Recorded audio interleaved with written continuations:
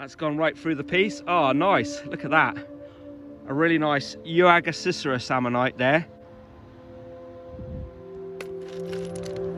Well, come with me and we'll look for ammonites and fossil vertebrae along the Jurassic coast, and I'll give you some handy fossil hunting tips along the way. Always remember your tide times.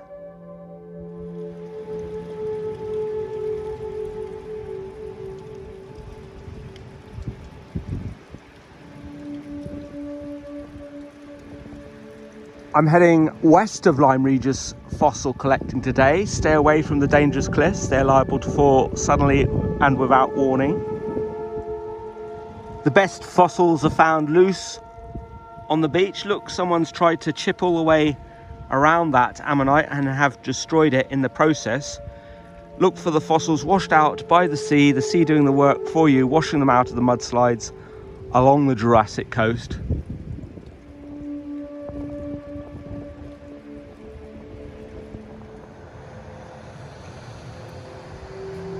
So I'm right round here in Pinay Bay, the lovely area along the Jurassic coast through to the west. And if you're not going out fossil collecting, you've got no chances of finding anything. So if you're sitting there watching me now on your iPad, then you're not out fossil collecting. And obviously when you want to go out fossil collecting, you've got to get the tides right. So you need a nice low tide like today. And as you can see, there's no people in your way.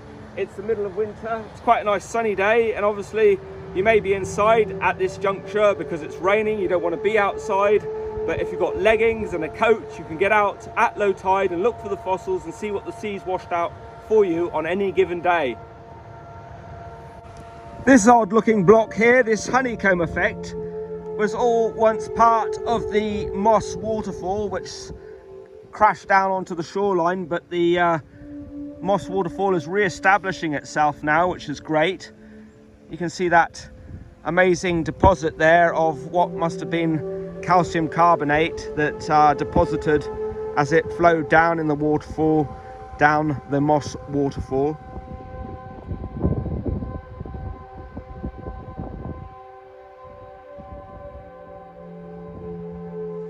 Have a look over here. This must have been a really big ammonite. Look at the size of that one.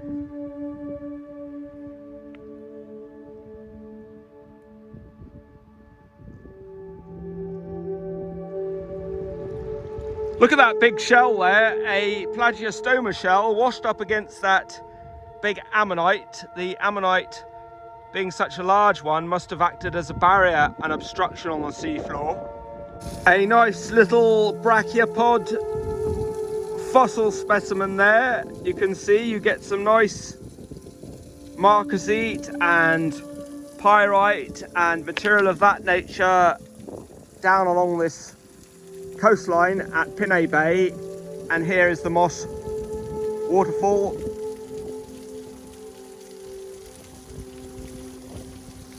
The sea has really come up here and hit up against the cliffs and exposed a lot of the limestone ledges. You can see some beautiful layered limestone ledges with the water all running through them.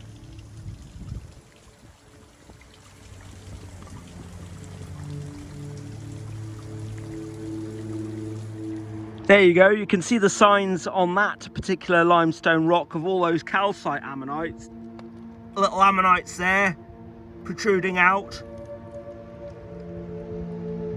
So let's give this a tap with the hammer. My dad's geological hammer, his old hammer there. That's brought a bit off the sides as I've tapped it.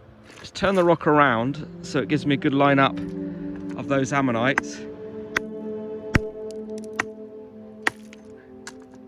That's gone right through the piece. Oh, nice. Look at that. A really nice Jurassic ammonite there with a smaller Arneoceros ammonite against it. Well, my best fossil collecting advice to you is just to get out along the coast, the Jurassic coast, an hour before low tide and then an hour afterwards, fossil collecting, looking for the small fossil bearing rocks. If you don't understand which ones contain the fossils, have a look at some of my previous videos showing you what rocks to look for.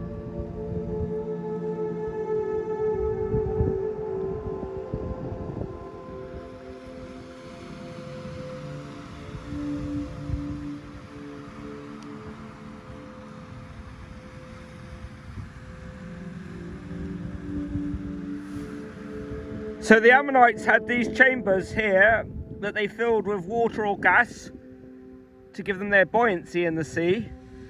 And the crystalline calcite you see there in those chambers has mineralized out, and that's a beautiful area there on that Euagacicerus ammonite from the Jurassic period. Also found some crystalline chert there. All down here in Pinay Bay, a really beautiful place to come to at low tide. It's now getting past the low tide point, so I'm going to head back. Well, follow me around towards the ammonite pavement, a beautiful sight to see. A stretch of coastline heading back towards Lyme Regis. I'll show you where there are lots of ammonites on the limestone ledges.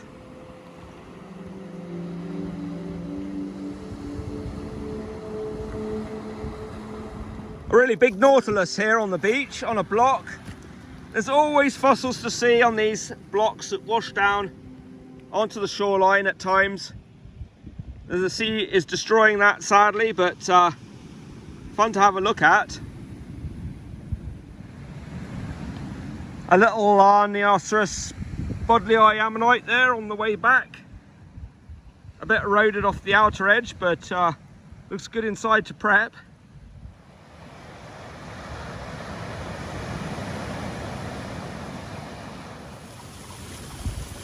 All sorts of interesting shapes of flint and chert. Some would have that down as a dinosaur egg, I'm sure. Right here on the Jurassic coast, with yet a lovely waterfall again along this stretch of the coastline in Pinay Bay. And down here, as I pan around, I'm at the low end of the tide.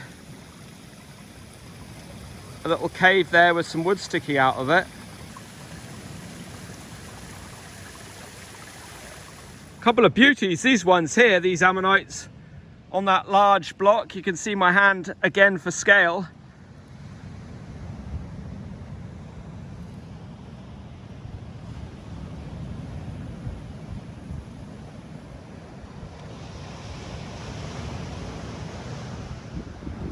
Well, some more fossil collecting tips, pattern recognition. That's always a good way of spotting your fossils. If you're looking for a backbone of a ichthyosaur, look for those disc-like shapes, and for the particular coloration of them, that sort of a very black or brown color. And don't look for anything else, just concentrate on one thing if you particularly want to try and find that thing. That seems to help me anyway in my purpose when I come out collecting.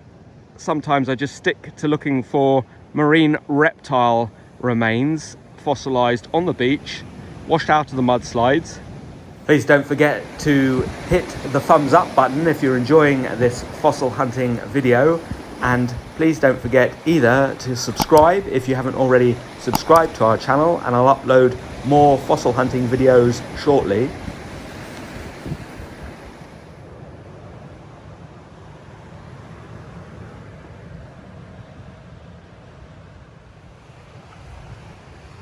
Back around to Monmouth Beach. I'm at Seven Rocks Point, heading down towards the ammonite pavement, and look here on the boulders, just so many ammonites.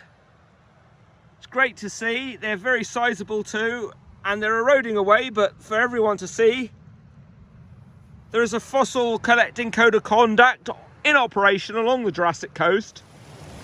There has been a lot of wet weather along the Jurassic coast, and that ultimately brings the cliffs down and brings the mudslides down onto the beaches. and then fossils get washed out of the mudslide. So looking around the foot of a mudslide is a good place to find the fossils and stay away from the dangerous cliffs. As I have said before, look on the patches of the beach where iron pyrite is, the fool's gold. It's heavy. The ammonites that are preserved in fool's gold are heavy, and they get concentrated in certain pockets on the beach where you can pick them up.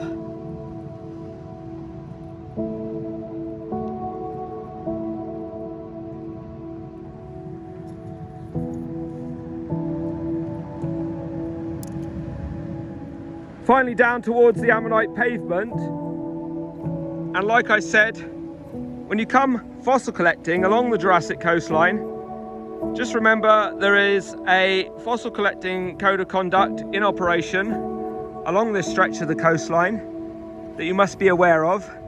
And fossil collecting really depends on a lot of luck, and when you come out here, just test your luck. Make sure you've got all the safety aspects in mind, like the fact that you should be going out looking for fossils at low tide and see what you can see washed out by the sea doing the work for you. Here's the ammonite pavement, a protected site for everyone to come and see. A really beautiful spot along the Jurassic coast, so you can always see some fossils no matter what. This is just west of Lyme Regis, about 40 minutes walk at low tide up from the Monmouth Beach car park down near the Cobb at Lyme Regis, the historic Cobb, and you can see that in the distance on my videos when I film them. Here we've even got a lovely gastropod fossil in the ammonite pavement. So thanks very much for watching. Please don't forget to like, share and subscribe, and I'll make some more new videos and fossil collecting tips in the near future.